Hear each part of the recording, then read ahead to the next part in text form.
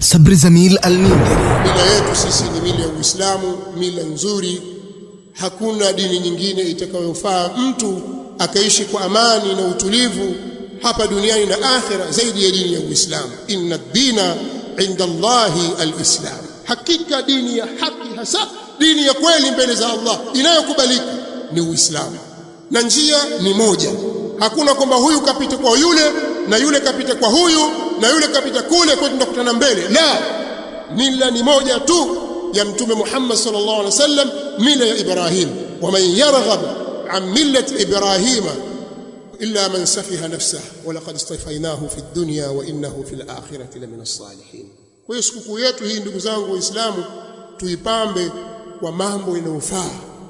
Wale wanaoandaa matamasha ya maasi kwa sababu ya tamaa za kilimwengu, kwa kuwa ni fursa, wanaoandaa shughuli na sherehe zenye lahu na maasi na kumwasi Allah subhanahu wa ta'ala, kwa kuwa ni wabeba agenda ya kutaka kuchafua vitukufu vya Uislamu, watakiwa wakome kwenye hili, na Waislamu tusiwaunge mkono kwenye hili.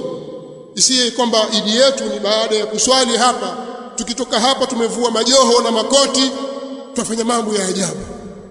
Vijana walitahadhari sana jambo hili. Siku ya leo ni siku ya amani, kesho na kesho kutwa na kuendelea.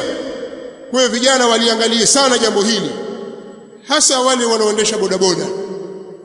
Siku kama hizi kunatokea maafa mengi sana kwa sababu ya watu wachache wasiojitambua. Allah wahifadhi hawa vijana na waongoze kwenye haki. Wengi wao wanatafuta riziki kwa njia kama hizi, lakini baadhi yao wanawachafulia kwa kufanya matukio ya ajabu.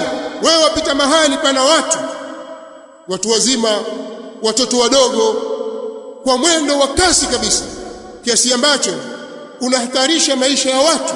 Mtu akikaa anafikiria nivuke nisivuke, je, kitokea bodaboda hapa si nitakufa mimi?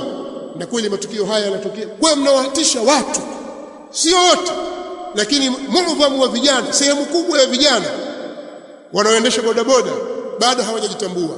Na mimi nataka kukuambia kitu kimoja: ikiwa waendesha pikipiki au gari au chombo chochote cha moto, ukakipitisha baina ya watu kwa mwendo usiofaa ambao unahatarisha maisha ya watu, ukiua pale, umeua kwa makusudi.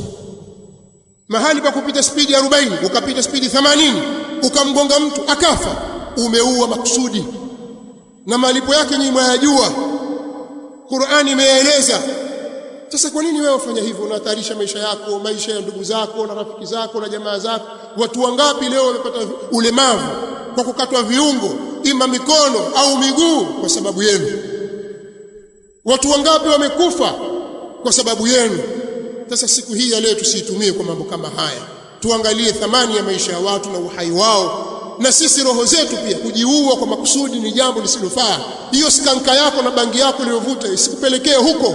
Wewe ni Muislamu, kijana wa Kiislamu, wewe ni mwanadamu. Kwa nini unafanya mambo kama haya?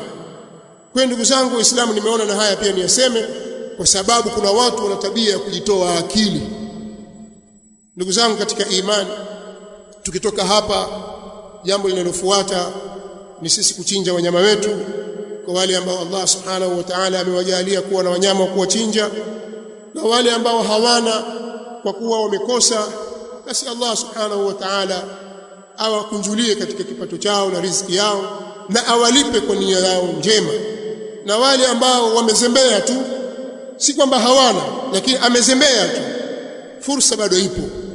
Kama leo hukuweza, kesho na kesho kutwa na mtondogoo, zote hizi Mtume sallallahu alaihi wasallam anasema ayyamu tashriq, ayyamu aklin wa shurbin wa dhikrillah.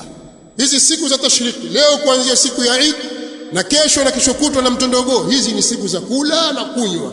Kula nyama yako, kunywa supu na kumdhukuru Allah subhanahu wa ta'ala. Allahu akbar, Allahu akbar, la ilaha illa Allah, Allahu akbar, Allahu akbar, walillahi alhamd.